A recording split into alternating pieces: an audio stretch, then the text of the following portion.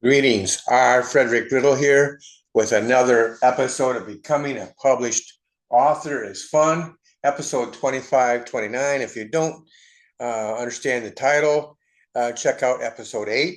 But this is episode 25, 29, and it's called Character Building. I teach a course called Basic Authors Training, and a little bit of what I teach is going to show up today. It usually does show up in a slightly different manner than what we're doing today. So we're going to be looking at the character building. We're talking about the character versus, or rather the author versus the character. And this is something that I think is very important for you.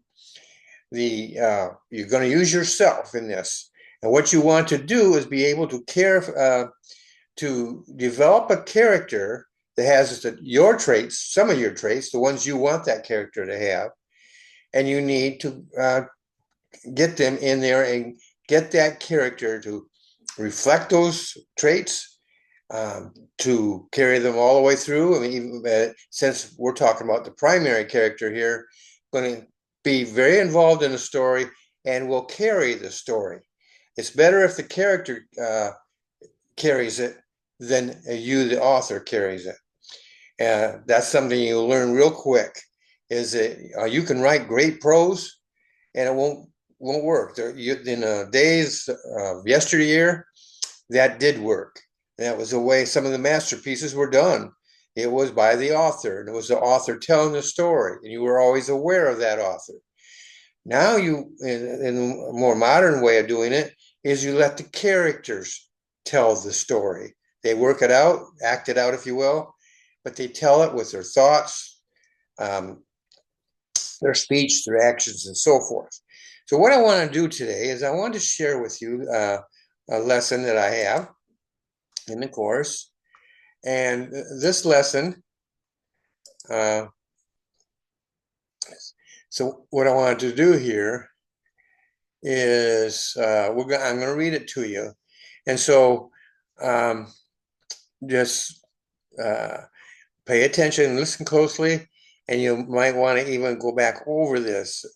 So, because when I do a lesson, that's exactly what I do. I don't just read it. I talk about it, I explain it, and I go beyond the actual text.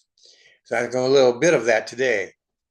When talking to potential writers, like such as students, I often mention that I become the character.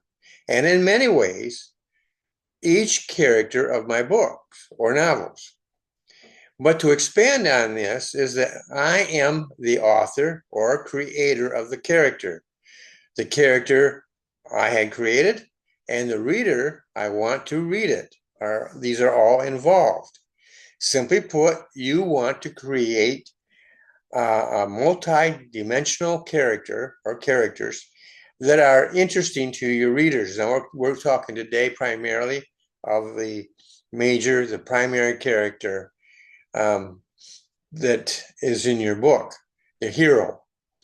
To do that, you need to involve yourself on two levels. The first level is as the author, and which you're doing that from the get-go. But this is a little bit more than what you're normally doing. And you also need to act as the character.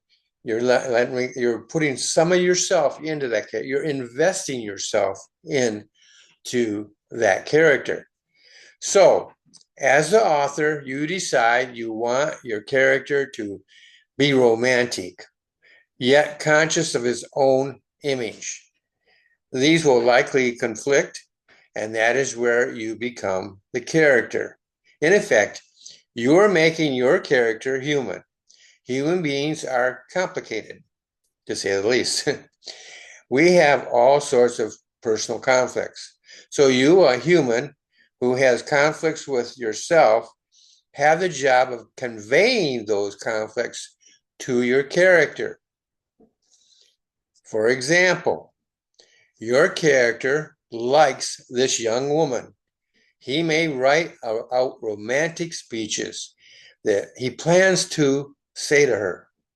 beautiful speeches, romantic. They cover everything about him, how he thinks about her, the image he has, the thoughts, and so forth. But he never does because he knows or thinks he knows it will make him look like a fool. And who wants to look like a fool? Chances are you have faced it, such stuff. I don't know about women, not having been one, but I am a man and I do know those fears exist. Unless I'm very unusual, very unique, and I don't think I am. We all face them. Even if you may have faced them and you ended up overcoming them, and now you're married. Maybe you may have children, an entire family, whatever. But at one point in your time, you may have had fears associated with and other strong emotions associated with your love life. So remember them as you immerse yourself into your character and let your character absorb the doubts, fears, etc. that you had. Don't force yourself on the character.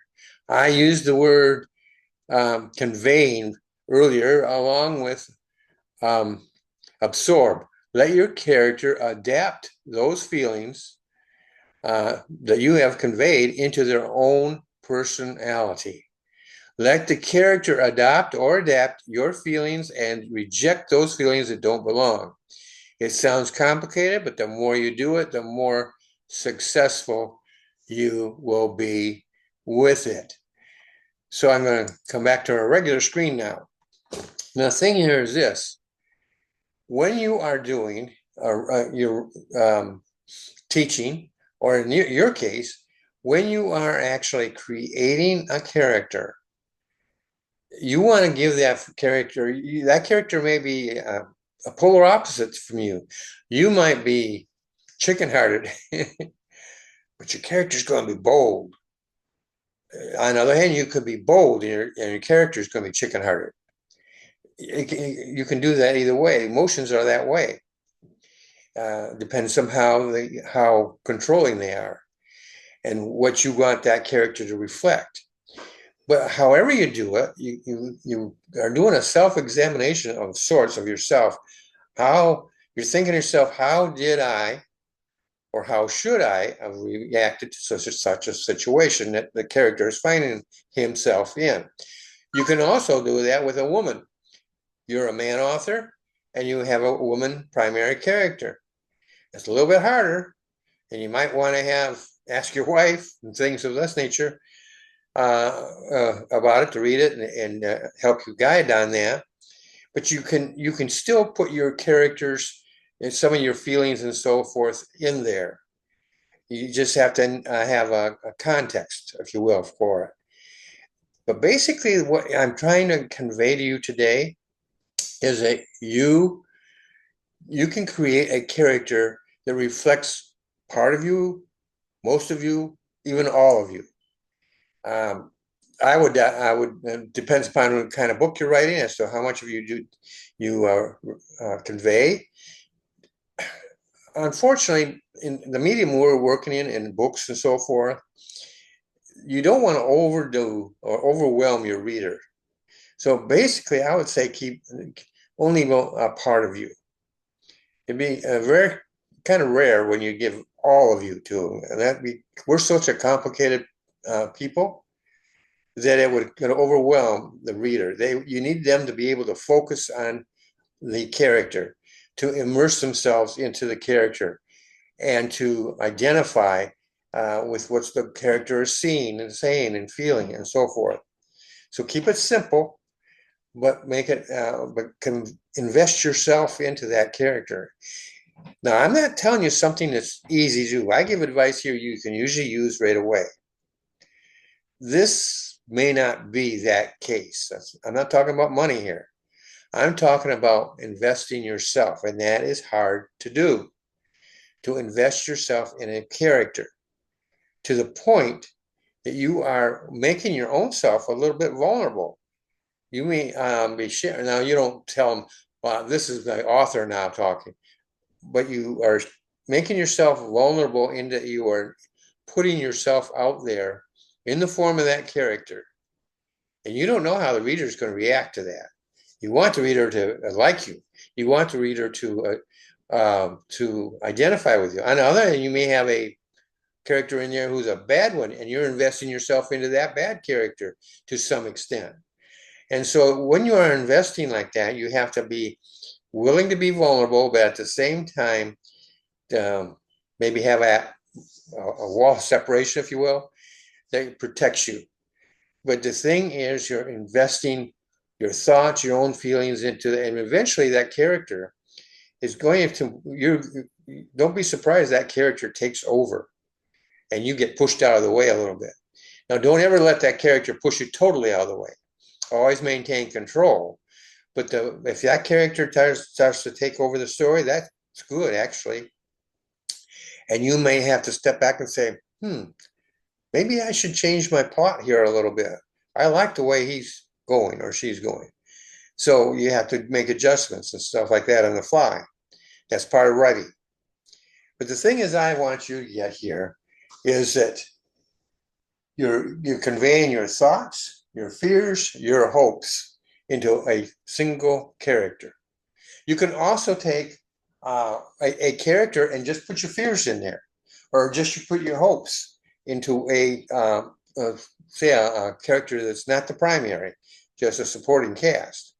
You can do that on a limited basis, but you want your primary characters to have your primary investment of yourself in it. Do you have to invest yourself?